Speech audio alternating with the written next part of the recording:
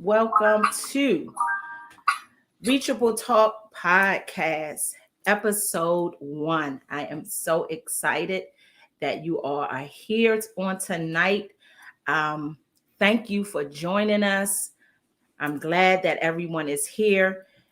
Reachable Talk Podcast is engaging, it is evangelizing through conversation and community engagement.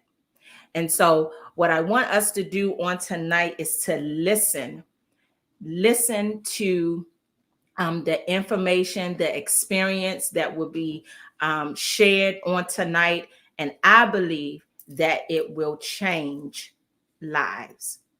But before I get into that, I want to talk about our sponsor for tonight. Our sponsor for today's episode is New Goat Era Apparel. You can follow them on Instagram and use the code Reachable Talk to get 10% off your total purchase. And so they have different items available. This is one which is available. This is a custom made hat that they sell. Okay, this is one style, and this is another style. So this style actually have the netting on it, and this style does not. But they are very nice caps. So again, our sponsor for tonight is New Goat Era Apparel. Please follow them on Instagram and message them and use the code Reachable Talk to receive 10% off your total purchase. Okay, so on tonight, I want to get started, and we have a special guest that will be joining us on tonight that will share real life experiences, how she overcame those experiences and those tragedies, and she is still fighting in the midst of her pain. And today's episode is titled My Strength. And so I want you to again listen, because I believe that this will help you and help everyone that is listening. And so I want to bring my guest on. Her name is, and I am so excited to actually have her here with us here to talk about a very important issue that is plaguing our nation, a very important issue that many face, that many have gone through, and that families struggle and families are in pain with this particular incident that happens every day, and oftentimes many times a day. And so again, our only guest is here to share her experience, to share her journey, to share her fight, to share what her family has gone through during these experiences, during the trauma, and just how she had to fight as a mother to make sure um, that justice is served, and also to make sure that others are educated and that others have the information to make it. Um, my guest was on, and I think her phone or whatever went out, so I'm waiting for her to come back on. But this episode, My Strength, is about domestic violence, something again that many face, young, old. Now it has become a problem with the younger generation. And so I believe that talking about it, sharing life experiences, reaching out, right? Reaching out we would be able to give hope, encouragement, education, restoration. And so again, that is what Reachable Talk is about: evangelizing through conversation and community engagement.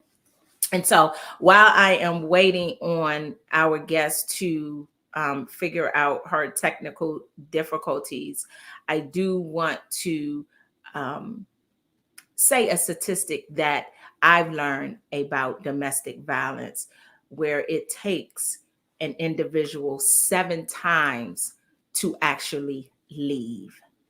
7 times to actually leave. And so we can say, um, if it was me, or why didn't this person leave quicker or sooner? Why didn't they get out of it? Or why did they go back to the situation? These are things that we could say. These are things that we could say. But again, statistics prove that it takes a person 7 times to actually leave when they are in a domestic violence situation. And so when we have loved ones or friends who are affected by this, we have to understand, while we are helping, while we are ministering, while we are lending an ear, or while we are conversing with them, that we have the compassion, right? And that we are able to be patient while helping. We are not going to understand it all. We are not going to have all the answers. But psychologically, if it takes 7 times before a person actually leave their abuser, then there are things that is going on, or things that are going on in the mind and in their psyche, in their physical, that they need strength, and they need encouragement, and they need patience, and they need compassion. And so again, this episode is focused on domestic violence. And if you are not affected by it, if you are not personally, then you know someone, or you are going to meet someone, or you are going to hear about someone. And you might just be that person that can offer that hope, that can offer that change, and that can offer freedom, liberty, encouragement, whatever it is that needs to be done, whatever it is that you can do. You are the one to offer that. So again, I want us to listen. I know my guest, she's really having some technical difficulties because she was on here. And I don't want to tell her story. I want her to share. But if I must go into it, I will. But I want her to share her story. She's going to be very transparent. And that's a reason why we decided to do the podcast live. So it's no editing. It's not scripted. Decided to do it live because I want people to be able to be empowered by what conversations we have on this platform. So before we get started, I don't know if Miss Gant is coming on, but I will give a background, a little bit about this particular story. On what happened. Tonight, we're going to be talking about a young lady by the name of Raven Gant. Raven Gant. Beautiful young lady, independent young lady, a mother, a sister, a friend,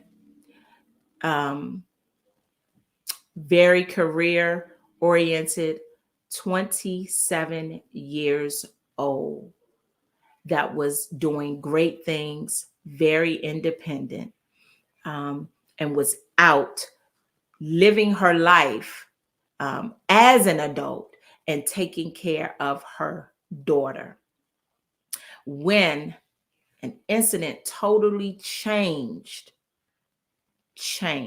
It totally changed the course of everyone who was connected to her, changed their lives forever. Um, Her mom, Miss Lakecia Gant, would tell the story of how what happened to her daughter, Raven Gant, affected many lives, and until this day is still affecting many lives. Raven is lived in um, Minneapolis, Minnesota. She stayed there, and that's where she resided with her family, with her daughter, with her sisters, and with her brother. And it was Thanksgiving Day,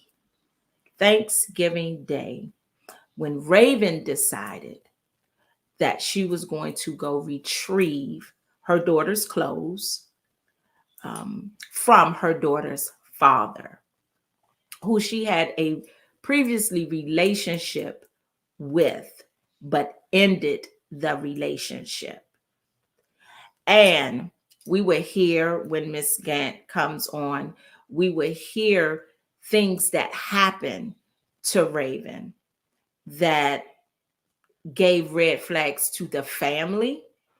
Did not give red flags to the family at first, when she first brought this individual around her family. But as they continued dating, her family was able to see some things, and they had to react in a certain way towards those things, which caused other things to happen that was detrimental to their family. But Raven, on Thanksgiving Day in 2019, decided to go retrieve her daughter's clothes from her ex-boyfriend's house where she did not live. She had her own home, but would frequently go over there. She had just purchased a wardrobe for her daughter, brand new clothes, a lot of clothes. And at the time, her daughter was 2 years old. And so her ex-boyfriend called her. Now, she tried to get these things before, but it was always a problem. But this particular day, he called her and he asked her to come and get the clothes. Raven, not thinking that this would be a day that would turn tragic for her, decided to go retrieve her daughter's clothes. And when she got to the house to retrieve her daughter's clothes, there was a confrontation immediately between the two of them. So as her ex-boyfriend continued to provoke an argument, and they continued to go back and forth, Raven decided to call the police. Now, when Raven called the police, her ex-boyfriend also received or called the police. So 911 calls were received from both Raven and Mr. Watkins. So you can hear these. I put in the description links to different news articles in reference to this incident. And you can also find more by Googling Raven's name. You can also find more information. So there are 911 phone calls that goes out between the both of them in the house together. Now, Mr. Watkins is saying on the 911 call that Raven, okay, is hitting him. Raven calls and she says that he, Mr. Watkins, would not let her leave the premises. The operator, 911 operator, asks Raven, does Mr. Watkins have any weapons? You can hear Raven saying that he does have weapons. Not at this time, she could not say he has a weapon right in front of her, but she knows that he owns weapons. So then after this happened, Mr. Watkins is calling 911. And then he's telling them that she won't leave, that Raven will not leave the house. While these arguments are going on, their 2-year-old daughter is there. So she is witnessing everything that is happening. During this time, the 911 operator hears a shot go off. And as they approached the house or came to the house, Raven was found deceased in front of their 2-year-old daughter. Now, as a mother, Miss Gant witnessed several things. Remember, I talked about the red flags, those red flags that, family members see. She witnessed some things that Mr. Watkins had did to Raven. And she actually witnessed bruises, as well as Raven's sister, brothers, her father. They witnessed these bruises on her as well. And so that was one reason why Raven decided to end the relationship, because of the controlling that Mr. Watkins displayed, and also because of the abuse that she received. Now, I want to go back to the 911 calls, and I want to interject something. During the 911 calls, since they had both individuals calling, and the 911 operator is speaking to both individuals, they did dispatch a police officer to the home. When the police officer got to the home, they tapped on the door.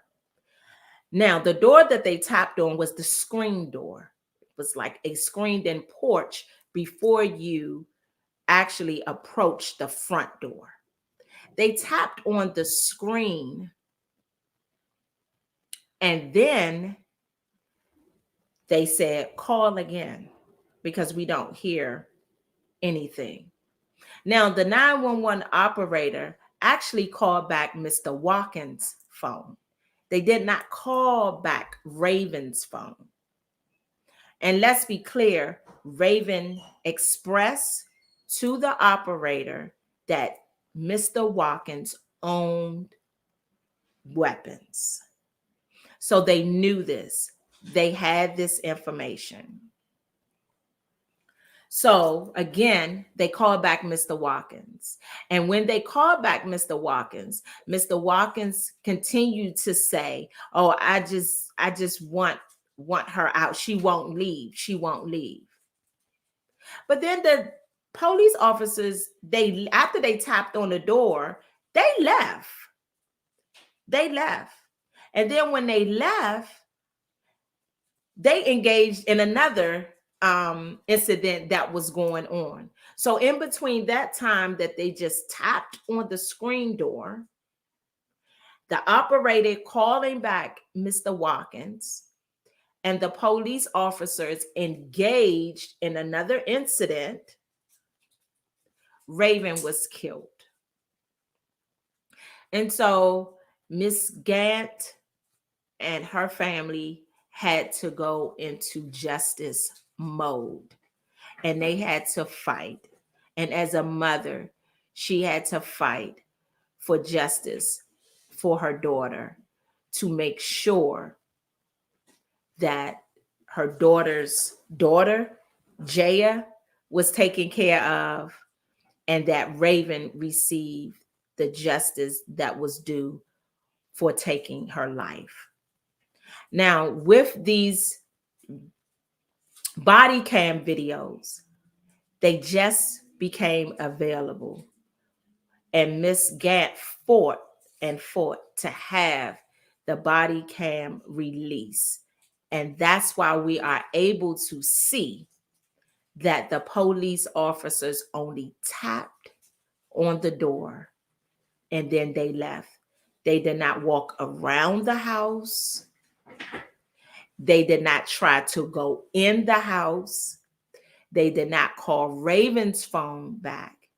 And when a domestic violence situation occurs, or a police officer have to approach a home or a residence or wherever that victim is residing, there are procedures that have to take place when it is a domestic violence call. Those procedures did not take place. So therefore, Ms. Gant was able to fight to get the release of the body cam. And so again, just this year, I believe it was in January, that they were able to get those videos, or those body cam videos, released so the public can see. And so now that is where Miss Gant is now. She is in the process now of filing lawsuits or whatever needs to be filed with the state of Minnesota to make sure that the rest of the justice is served for Raven. When I spoke with Ms. Gant about this case and about this incident and everything that was going on with her,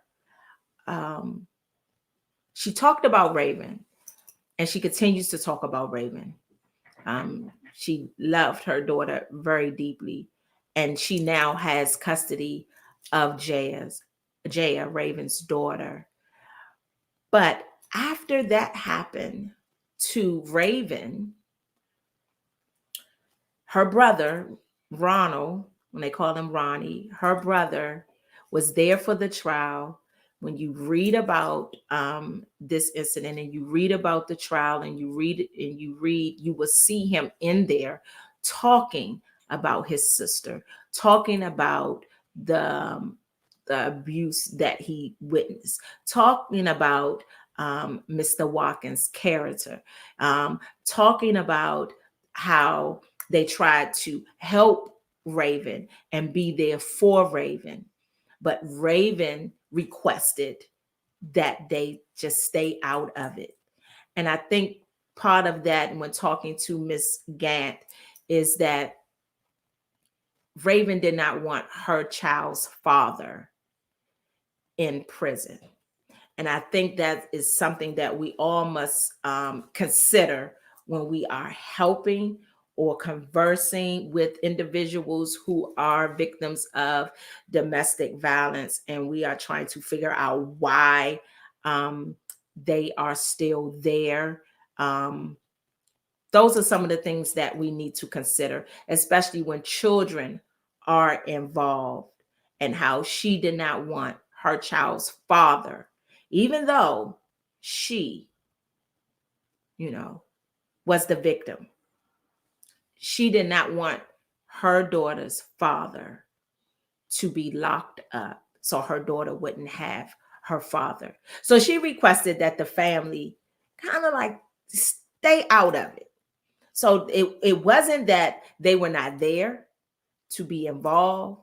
They were not there to help, but by her request, they did what she asked them to do. They were there to accept every phone call at night. They were there to accept every phone call during the day when Raven wanted to talk or tell what was going on or what Mr. Watkins had done. They were there to support her. They were there. But when it involved them showing up more to do certain things, she asked that they didn't. So you would hear her brother, or you would read about her brother talking about these things. But then her brother was in a terrible accident. And then he also was killed in the accident. He was killed in the accident. So Miss Gant not only faced what happened with Raven and losing her daughter Raven, but she also lost her son in a car accident. The same son that was there to help them fight for Raven. So when I say my strength, a mother fighting through her pain, Miss Gant had to do just that. She had to fight through her pain. That's what she had to do as a mother. Losing two children, she had to fight through her pain. And I really wanted Miss Gant on here to really tell her story about what happened, because she can only tell it. And I wanted her to tell parts of it that I might not share, because I believe some of those things she needs to share. But I also want us to be aware and be cautious and be conscious of those who are affected by domestic violence, how it affects the family, how the family suffer. And Ms. Gant has gone through lot, a lot, trying to be strong in the midst of that, also advocating for justice for her daughter, for her granddaughter, and yet still trying to stay strong for the rest of her children and to be there for the rest of her children and her husband and trying to hold her family down. And this happened to Raven in 2019 on Thanksgiving Day. And it still affects Miss Gant today. In every facet of her life, it still affects her. But the joy comes with her granddaughter, Jaya. She cherished Jaya, and she believes that everything that she's doing now, Raven will be proud of that, and Raven will want her to do it for Jaya. And so, again, this episode entitled My Strength is focusing on domestic violence. Domestic violence.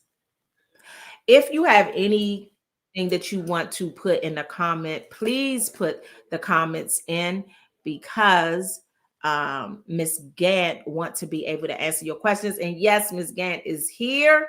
She's here. She's here. She's here. So I'm going to bring her on now. Hey. It's okay. I told the story for what I know and for what I've read. I told the story. But I want you to describe Raven to us. I want you to describe the person Raven was, her character, what she liked to eat, her favorite color, or anything you want to share about your daughter to help us know Raven. Raven was an awesome individual. And like I always tell people, I always say, You know, when someone loses a child and they're talking about their child, everyone says that, oh, my child was awesome, my child was good. But I can genuinely say that Raven was good. She was a phenomenal woman. She was a strong woman. She was a smart, intelligent woman. She didn't need a lot of direction. She knew which direction she was going. And she put every effort forward to trying to accomplish those goals and set those standards that she set for herself. She tried to accomplish each and every one of them. She met this guy just on the block that she lived on. He, he I think he had a family member that lived on that block. So he would watch Raven go to and from work, and he was interested in her. So he chased her.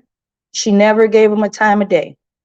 For what reason that she decided to go on a date with this guy, I have no idea, but she did. And from there, they dated, and they made a daughter, JJ. Throughout the course of their relationship, he became very abusive. But like most women who are dealing with domestic violence situations, she kept it from a lot of us.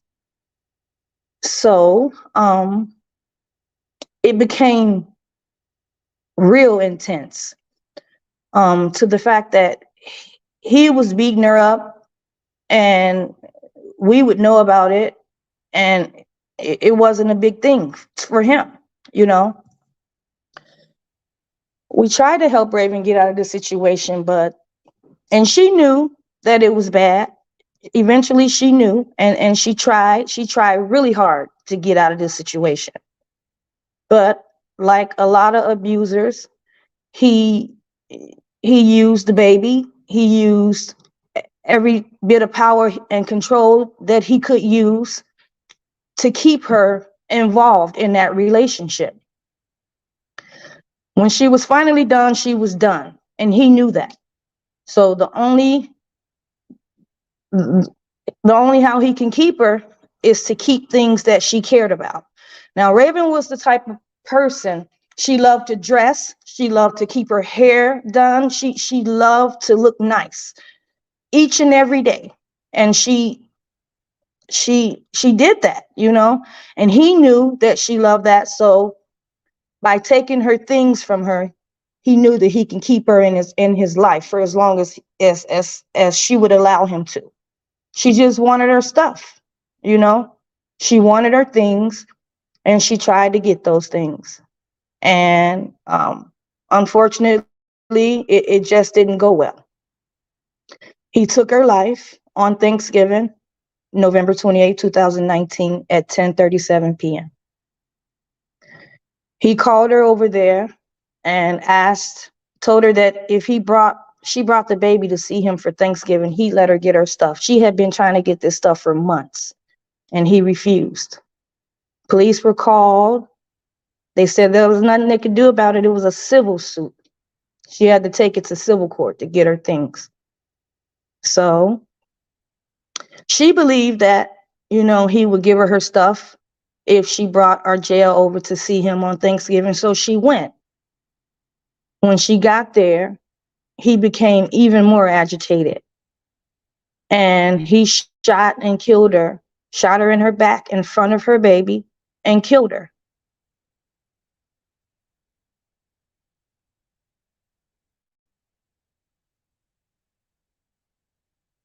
So, Ms. Gant, I spoke about before we get into where you are with the video, but I want you to speak a little bit on about the 911 calls that were coming from the both of them.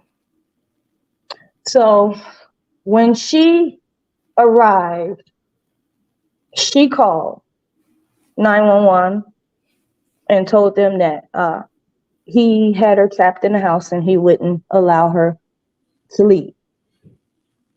Um, then 5 minutes later, he called and he was ranting and raving and accusing her of uh, doing things to him, kicking him in the face, things like that.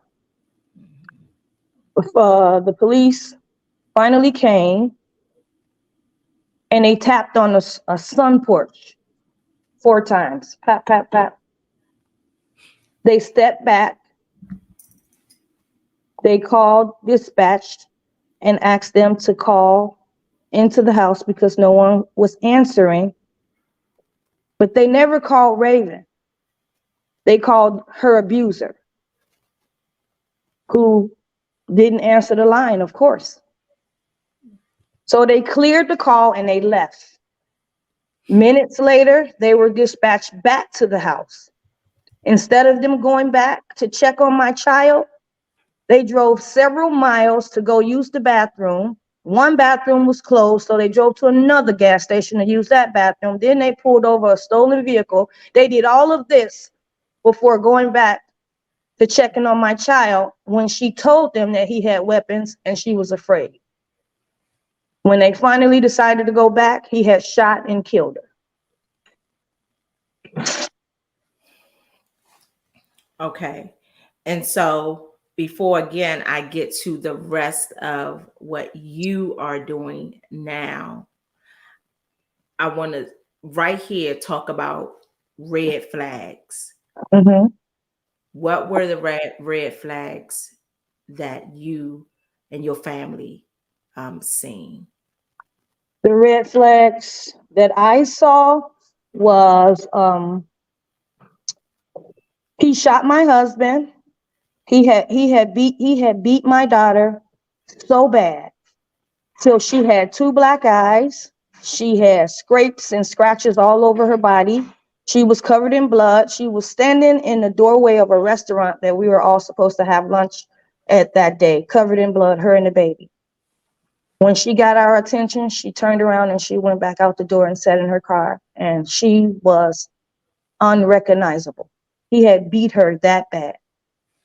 My husband was upset about it. So of course he went to see, you know, what had happened and why he had did that to her. He shot my husband 3 times.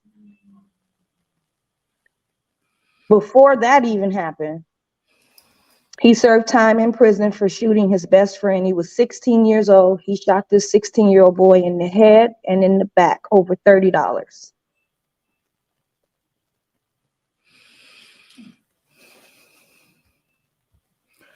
So I also talked about how her family, you, her brothers, her sisters, her father was her support. You guys were there to do whatever needed to be done to make sure that she was safe, to make sure Jaya was safe. But what was it that Raven told you guys that that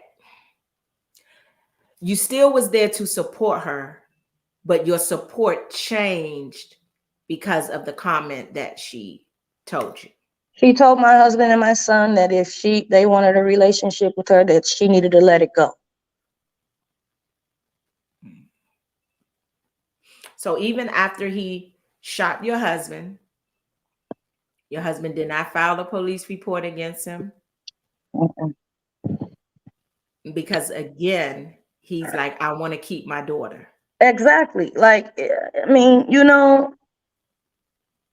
it was a difficult decision. It was difficult. I know it was a difficult decision for my husband to make. But if you knew the relationship that he and Raven had, then you'd understand, you understand his actions. He loved Raven. They were super close. I can honestly say that I think that they were closer than she and I were. And he made a comment to me that I love my daughter so much that I wanted to respect her wishes, but I ended up losing her anyway. Yes. Yes. Yes. Yes. And so again, I also shared that, you know, in doing that, and we want to, you know, because you look and you be like, okay, well, our children are grown. We don't want to treat them like babies. We want to let them make their decisions, and we want to be there. And then getting that comment as well from Raven, or telling you guys, if y'all want a relationship with me, just drop it. Um, so you like, okay, I just want to do everything for my child. It had nothing to do with Mr. Watkins. It was all for your child. It's like, I want to make sure that my child is safe and that my child is okay. And the other thing that I think you and I spoke about is when you have children, that changes the dynamics of it, because Raven is concerned now, just like you are concerned about her. She's She's concerned concerned about about Jay, us. and Absolutely. she's concerned about Jaya. And Mm-hmm. she's like, but I want Jaya to have her father. So Mm-hmm. Raven is separating whatever we have going on. We Mm-hmm. have that going on, but I Mm-hmm. want my daughter to To be have her there. okay. Mm-hmm. Mm-hmm. And Mm-hmm. so all of that all of that plays into when we are dealing with domestic violence, and people have to understand that it's not as cut and dry as Absolutely. everyone think.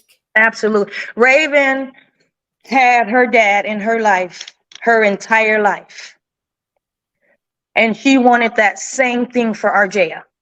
Mm-hmm. She wanted that same thing for RJ. She didn't want a relationship with RJ, but she wanted him to be in RJ's life because she had her father in her life her entire life. So she wanted that same thing for her daughter. Mm-hmm. Mm-hmm. Right. And so again, it's not cut and dry. And everybody think, okay, well, just do this. And even I don't care if she did say, you don't want to have a relationship. If you want to Mm-hmm. have a relationship with me, then you can't do this. You have to drop it. I don't get, you should have still, because I know you were getting comments Mm-hmm. like your family was not supportive, Raven. We weren't supportive. We failed her.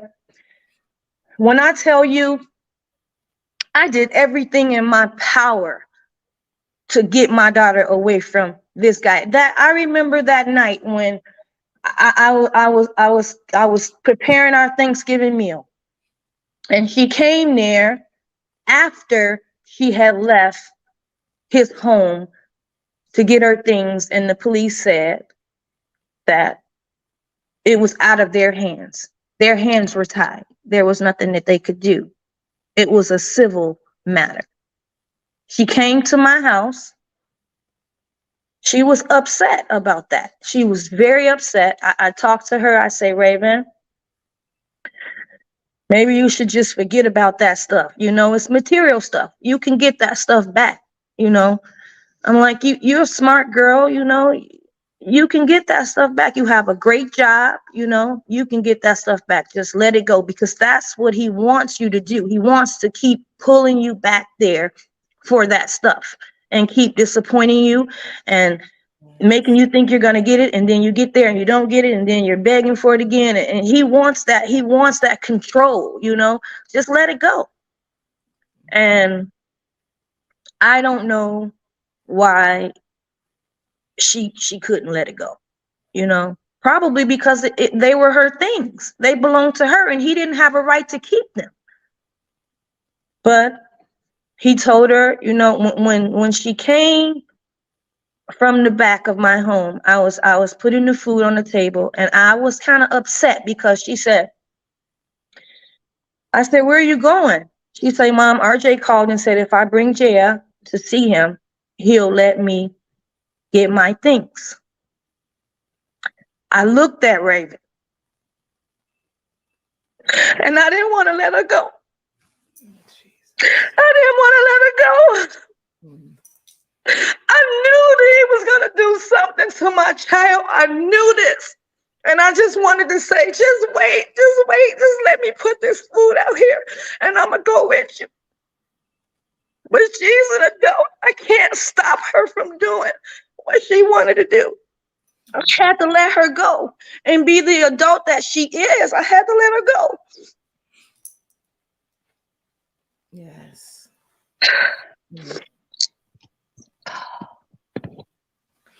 So I want to fast forward a little bit to, and this is something if you want to, before I get fast forward, something I want to discuss if you are comfortable. What was the age difference between the two of them? He was 14 years older than her. She was 27 and he was 41. Okay. Okay. So now I want to be talking about your strength or my strength and having the strength, a mother fighting through her pain.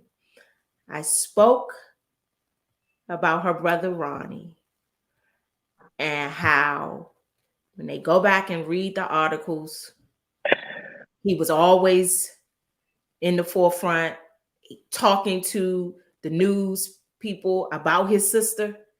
And just you can hear that he was a supportive brother. He was Because my backbone. yes, he was talking about the way that you all were there for Raven. He talked about the type of person Raven was. I mean, you just hear in his conversations or in him answering even comments during the news that he loved his sister. Oh, yeah. And that this was something too that he felt like I want to do more, but because Raven is telling, and I love my sister, I just want to make sure that my sister is okay. And that was it. I want you to tell us what happened after the trial with her brother.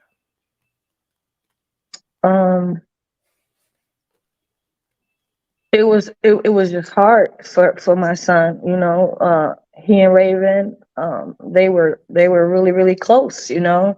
They grew up together, did everything together, they had their babies together.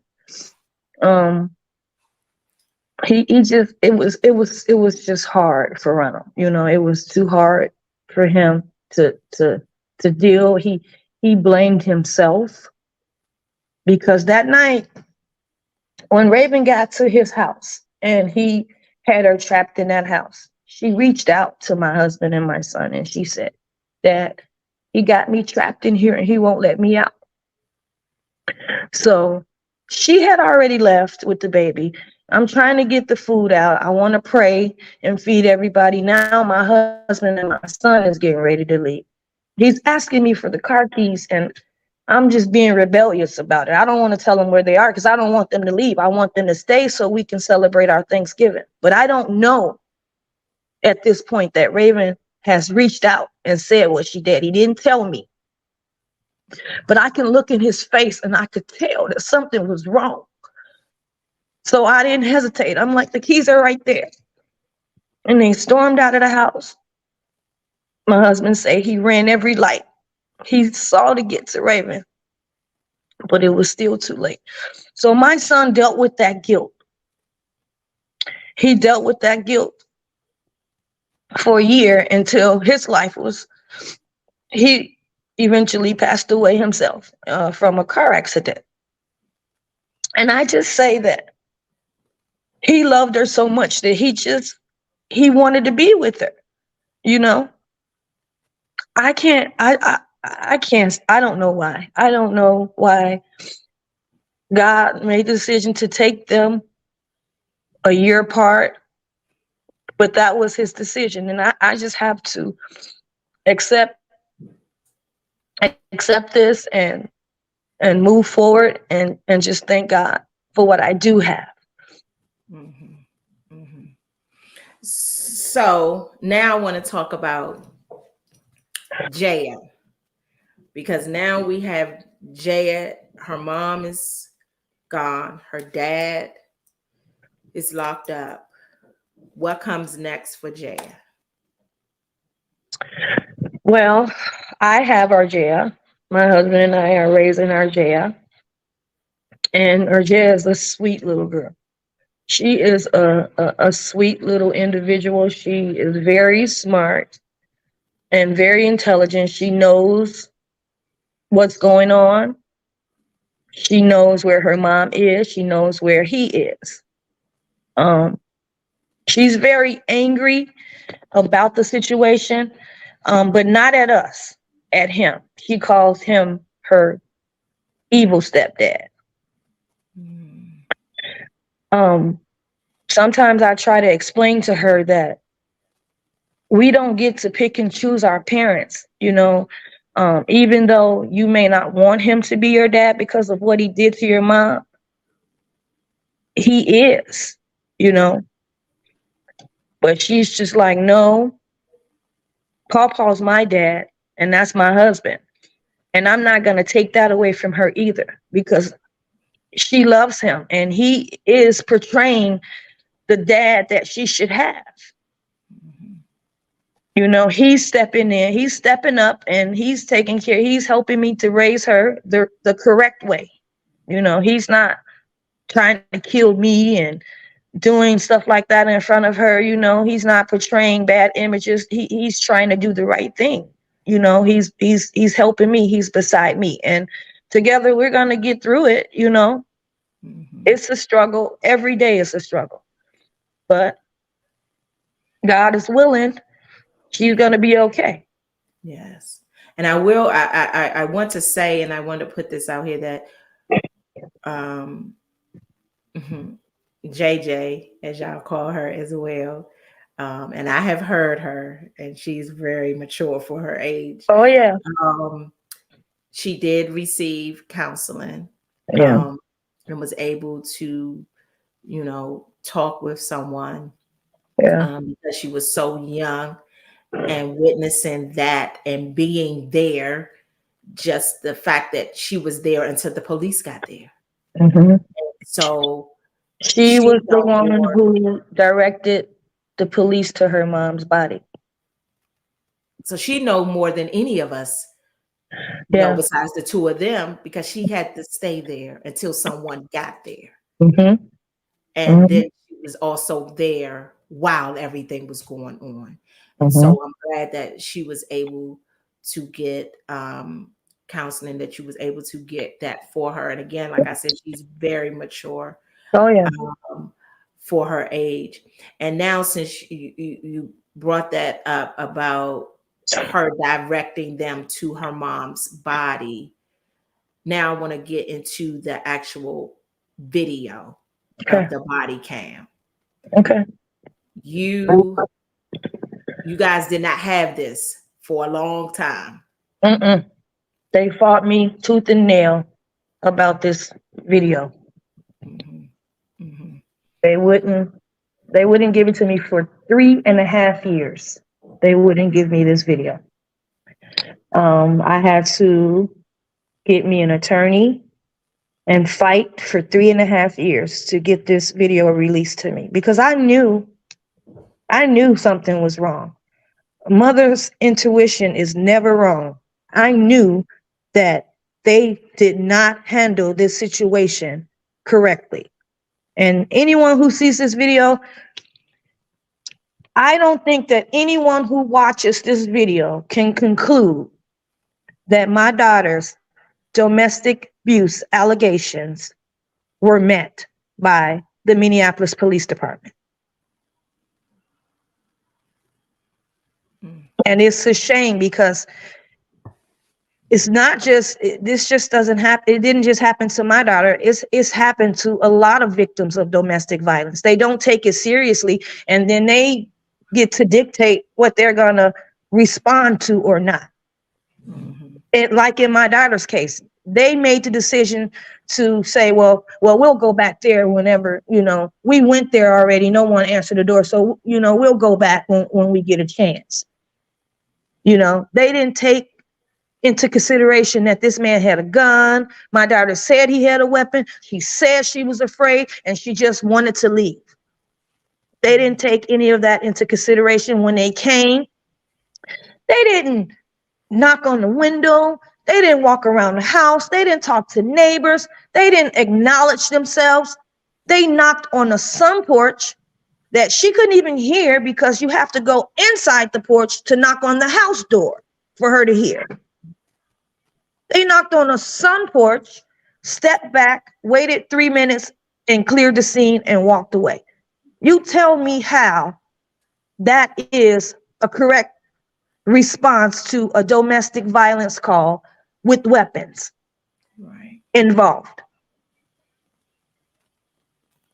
So the judge decided that it needs to be released. And so now, where are you now that you can discuss? What are you waiting for the state to do now? Well, I'm not going to really talk too much about litigation right now, but I am. I have seek counsel, and I will be pursuing a wrongful death lawsuit against the Minneapolis Police Department. Okay. All right. So we're going to leave that there, that you are continually and you will continually advocate for justice for Raven, exhausting every means possible. Absolutely. To make sure that justice is done. Absolutely. So that's where you are now. So now I want to get into my strength.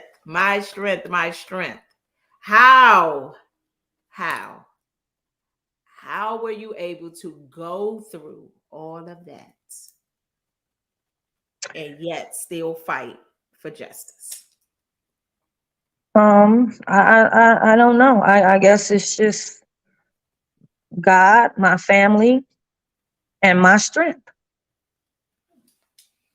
I can't tell you how I'm able to move forward after everything that I've been through. My husband and I have been through over the last 3.5 years. It has been tremendously hard for us. But my husband always said, you got to keep your feet moving. Right. So we just keeping our feet moving. I mean, I don't know. I'm blessed. I'm blessed by God. We have been through a lot of trials and tribulations. We're dealing with something right now that is, wow. But God is good. I am in a better place today than I was 2 weeks ago, and I'm going to be in a better place 2 weeks after this than I am today. So with that being said, I just thank God. Yes. And I'm excited. I mean, I'm excited. You know my journey. You know my journey. You've been with me for the last 2 weeks. I am so excited. I do want to share this. When I read the story of Raven, about what happened to Raven, and I reached out and I found Miss Gant. I mean, I was going for it. I was going to find you.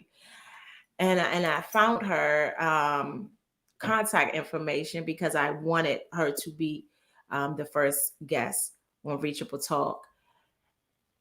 And I want to say, from day one, we connected from day one. Yeah. She actually missed my phone call. So I left a voice message. She called me back. And I'm like, oh, okay. I'm ready to talk about, I'm thinking she heard the voice message. So that's why she called me back. Mm-hmm. And she was like, no, I just seen the number. So I called you back. And so I'm like, okay. And so talked about reachable talk, and then we started talking about other things, and it's just been the journey that I have been on with her. I want to say that she is a fighter. She's not just sitting down twiddling her thumbs and just like, okay, something's just gonna happen. I'm just gonna sit here and wait. That's not what she's doing. Um, she's fighting, y'all, trust me. And not just for justice for Raven, but for her family, period. Her family. She has other children. And again, she has her granddaughter. She has her husband. So she's fighting from the perspective of a mom and a wife.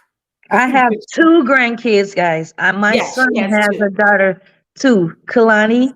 There, she's 5 too. Yes, and that's Ronnie's, her son. Mhm. That's his daughter. Mhm. And so she's just fighting from all ends. Mhm. Um Again, as a mom, a wife, grandmother, just trying to hold it down. And I want to personally, I know we talk all the Mhm. Mhm. time. Actually, guys, we talk every day. Um but I want to say, I know I tell you this, and I always be like, look at, my favorite saying when you call me and tell me something that didn't happen to How you. much money you got how much money you got today? What that happened to you today? What favor have God blessed you with today? What? And I be like, look at God. Oh, come on here, God. That is what I mean. Every day, I'm like in awe of what God is doing Yeah. um, for her and her family. But I want to tell you personally that you are a fighter. I am glad that we met. Mhm. I see the fight in you. I see your zeal. I see the relationship that you want to have with God.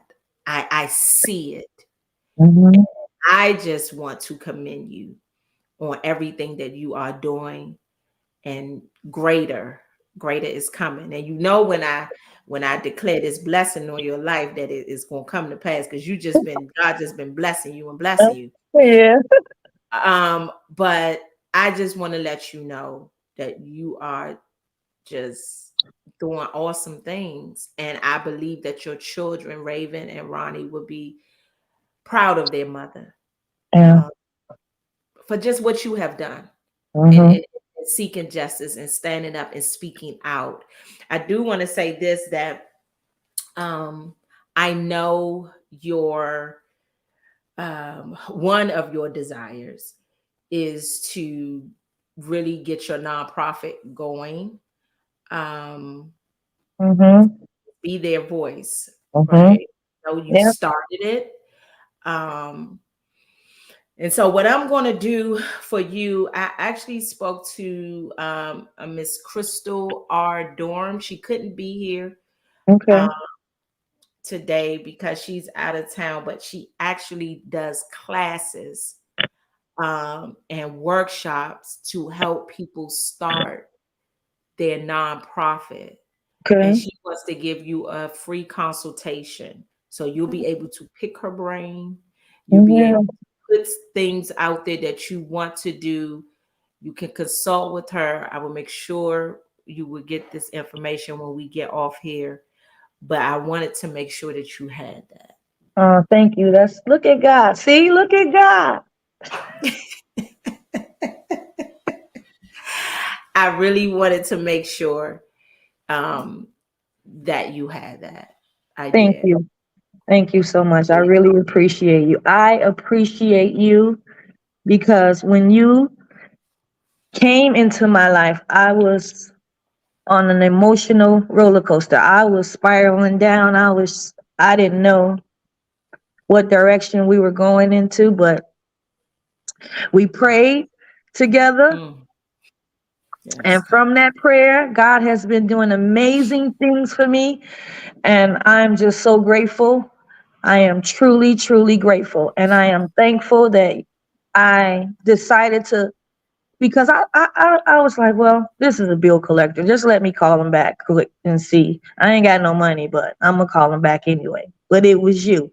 So that was God's way of speaking to me that day.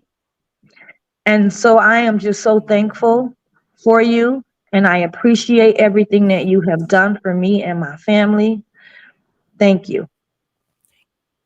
Thank you. Thank you. I'm just, every day when I talk to you, I just be happy every time I hear um, what's going on with you and the progress that you are making every day. Like I said, she gets up in the morning, she in grandma mode, Mhm. mama mode, make sure they're off to school, she picking up. But Mhm. in between that time, she's moving and making things happen for her family. And I am just so excited about that. Again, I know your desire for this nonprofit. So again, Miss Krista Dorm, she's going to give you a free consultation. And Okay. like I said, she helped people start their nonprofit, and that's her business. And so she's going to give you this free, and I want you to pick her brand. I want you to put out there what you try and get soak up all the information you can soak up during this consultation. Soak Yes. it and Yeah. um and get it, because I know your desire Mhm. is to help um, Mhm.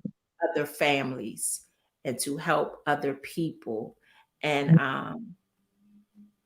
the thing about it too with Miss Gant, let me say this: I'm all the way here in Maryland, so when it's time to connect, God will connect you to who He needs to connect you to. Mhm. And Mhm.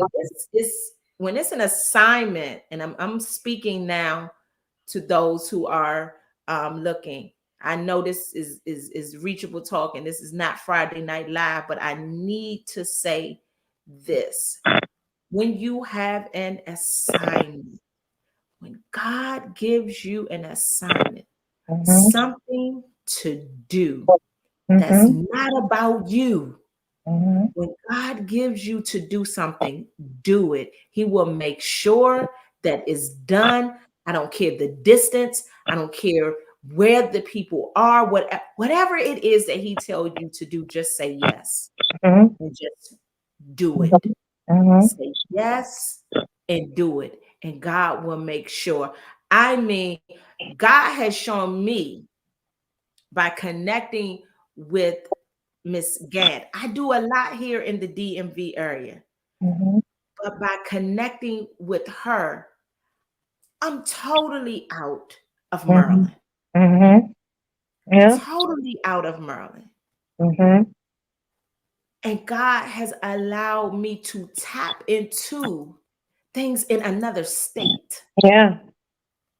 to make sure that things get done, to help, to assist. And like I said again, Miss Gant don't sit there and twiddle her thumbs. Mhm. She's out and she's working. And then we are on this together. But Mhm. just to be out of the area where I operate Mhm. to a whole nother state, that's nobody but God. Mhm. So when you have an assignment, make sure you are doing what God has assigned you to do. Mhm. So before we go, Ms. Gant, I know I said I was going to do questions, but I didn't. I restricted the questions this time. We probably do it next podcast because I really wanted everyone to listen. And I believe that we were able to give enough information Mhm. that people were able to get what they needed to get. Mhm. I really do believe that. Again, today's episode was sponsored by New Goat Era Apparel. Please follow them on Instagram. These are some of the hats that they have. This had the netting on it, but they are custom hats. If you can see these, very nice. This one does not have the netting on it, and it's a regular cap. Um, if you use the code Reachable Talk, you Mhm. will get 10% off your final purchase. So again, please reach out to them. Also, I wanted to put up, if you would like to be a sponsor, guest, or for inquiries, send us an email at reachable talk podcast at gmail.com. Again, if you would like to be a sponsor, a guest, or for inquiries, whatever you want to know, questions or comments, send us an email at reachabletalkpodcast.com. We will make sure that we contact you. Um, Ms. Gant, I want you to um, get down to our closing us out. What can parents do? Not just parents, loved ones, friends, if they see the red flags.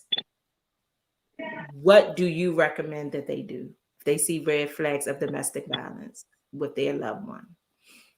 Well, the right thing to do would be to be able to contact the local authorities and get them involved. But because they're not, in my case, they weren't very helpful. Um, like the the news broadcast said, help was called, but it never really arrived. You know, I feel that we have to get our community, we have to get our police departments, we have to get our advocates, we have to get our leaders, we have to get everyone on board, because domestic violence is a huge, huge issue. And not just in Minnesota, but all over the world. I mean, I think I sent you a newsletter with the statistics of how many women died the same year my daughter died from, I think it was probably about, Let me see. Did I we think lose it was something? probably about,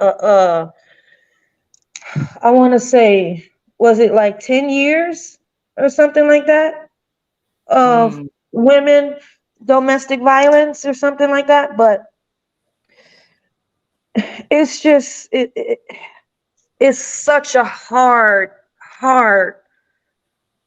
um, situation. I mean, yes. I don't know. I don't know what else I could have done for my daughter. I Mhm. truly don't. I called the police. I uh I called other people. I involved other people. Other people were hurt.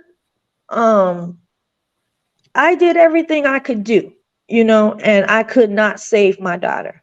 I could not save her from this. I just think that people need to take domestic violence, and our police department needs to take domestic violence more serious than what they do. These are Mhm. women with kids. These kids are growing up without their parents. 9 times out of 10, the parent who's killing the mom are the dads. So the kids don't Mhm. have anyone after that, because the dad's in prison, the mom's dead, or the dad's dead, the mom's in prison. You know, Right. we need to pull together as a community and fight this. We Mhm. need to. My daughter's abuser got sentenced to 24 years, something to that effect. We Mhm. need to start taking a life for a life. And then maybe they'll think about taking another life. Mhm. I just feel like 24 years isn't enough for my daughter's death. I'll Right. never be able to hug her. kiss her, talk to her, do any of those things. But in 24 years, if God is willing, he'll be able to come from out of there and be able to see his family again. Mm-hmm. So why is his life more important than Raven's life? So, what was their reason for only giving 24 years? What was the charge? Well, even though we can clearly see it was premeditated, he lured her there. Mm-hmm. The state of Minnesota does not prosecute for first degree murder because they told me that it's too hard to prove because you have to actually prove what a person's thinking. And that's too hard to prove. So they never go after these abusers for first degree unless it's cut and dry first degree. In my daughter's case, it was second degree murder. And then I think he got an additional 4 years for killing her in front of JJ. Okay. So he got his case carried 36 years with an additional 4 years. He got 40 years. Out of 40 years, he'll serve 24 to 26 years and be released. With the prisons being overcrowded, he'll probably be set for parole before that time. But you can rest assured I'll be at every parole hearing. That's Every right. one of them. That's right. So it seemed like on a larger scale, what can be done as well as getting with our getting these laws passed, getting with our congressmen and our senators and these Yes. legislators, getting laws passed that Yeah. when it relates to domestic violence. Yeah. Um, because there's too many of these stories. It's Too too many of many. these stories to keep Too the many. laws the same. And we need to hold accountable the police officers who are a part of the homicides that occurs from them not doing their jobs. Because it took them 32 minutes to report to my daughter when the police station was 6 minutes away. How is that remotely possible? How is it that they reported to her 30 minutes and had to call and call and call? There were 5 calls made to the police department. How is that remotely right? Right. Well, I do want to say this. I know, we have talked about things that can happen and things that we can do to change as far as the laws and with our loved ones. We see red flags. We ought to call. I do have the domestic violence hotline number up. That is the national hotline. Please call. Another resource that someone could use. Sisters Offering Safety. SOS is a support group. And it's a virtual support group for those who are affected by domestic violence. There is that Google form doc that you just have to fill out, and so they can get information and give you all the information that you need to attend a support group virtually. So no matter where you live, you can attend this support group. Again, it's Sisters Offering Safety. SOS is a part of the Women's Department at Refreshing Spring Church of God in Christ Church. They have this support group. Again, so it's for those, not just, we have to realize that we have people that are being abused or victims that are in the church, women. Okay. And so again, this is a virtual support group that you can utilize. You can give to anyone to utilize. Again, if it's something that and you need our email, address. You can always reach out to us at Reachable Talk Podcast at gmail.com. If you want more information about the support group, if you want the direct link sent to you, do that as well. Again, if you want to support the podcast or support any of our guests, we will make sure that they get it, but the Cash App information is there.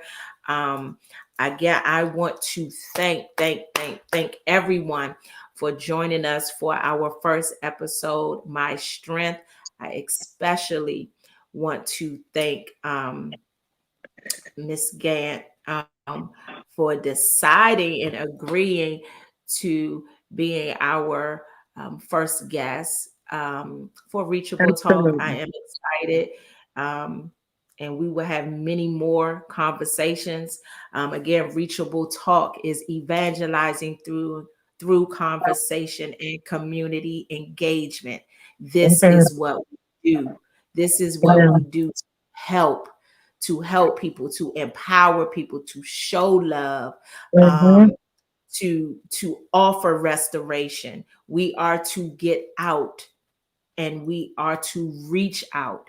And so as we leave, I want to leave us with this, or as we end this podcast, I want to end with this: reach with love. Reach with love. Whatever you do, reach out. Reach with love. Evangelize through conversation. Remember that as you are reaching, let love be your focal point. Let love be your focal point, because the needs are great and there's so much for us to do to help people. So again, thank you. I appreciate everyone. I thank you for joining us. If you have not subscribed to Reachable Talk YouTube channel, please make sure you subscribe to the channel. Click the notification bell so you can be alerted when new episodes air. We will have a new episode next month. I want to make sure that you are alerted and that you are able. Next month, I will offer those who view to have questions through the comments. I'm only going to choose some, but I did not want Ms. Gant to be overloaded on tonight, and I wanted her to share the story, and I wanted you to get a visual and a mental of who Raven was, not just a story, not you just hearing the story, but I wanted you to focus on the individual that this happened to, because I believe if we really focus on the victims, who they are, their characters, who they are, what they like, their families, we won't become desensitized to this, because it's Mhm. just like, oh, it's just domestic violence. We will Mhm. actually feel passion and compassion for those who go through traumas and for those who experience tragedies in their life. And then we will reach out to do Mhm. something about it. Ms. Gann, I want to give you the last word.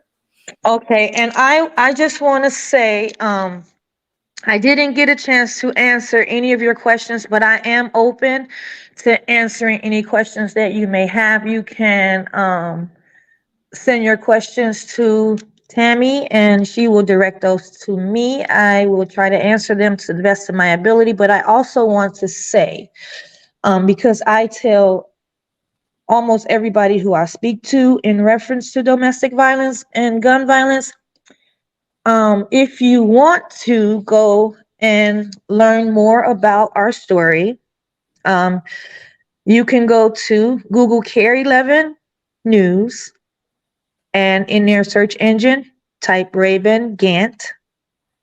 And if you click on her picture, you'll be able to see the video of our story and where I am in my process of fighting for justice for my child.